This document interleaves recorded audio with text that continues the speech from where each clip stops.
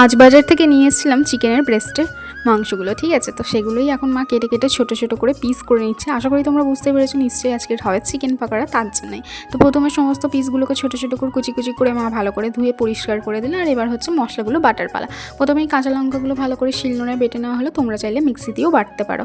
তারপরে রসুনগুলো বাটা হবে, আর তার আগে বেটে নিলাম আদাগুলো। তারপরে আদা বাটার পরে দিয়ে দিলাম রসুন বাটাগুলো। সমস্ত মশলা বাটার পরে এবারে গুঁড়ো মশলা নিয়ে আমি বসে পড়েছি এখন ম্যারিনেট করার জন্য। তো দেখতেই পাচ্ছ কী কী নিয়েছি, আর এই ভাজা মশলাটা কী করে বানিয়েছি সেটাও তোমাদের সাথে শেয়ার করব।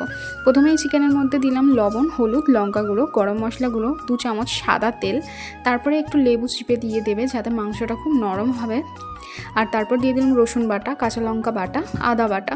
তারপর সাথে দিলাম কর্নফ্লাওয়ার, আর দিয়ে দেবে একটা ডিম। তারপরে সমস্ত কিছু ভালো করে ম্যারিনেট করে নেবে।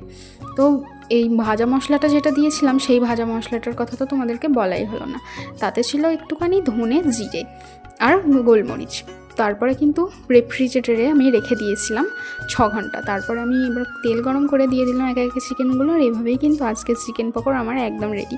আর তোমাদের ভিডিওটা কেমন লাগলো সেটা কিন্তু কমেন্টে জানাতেই হবে।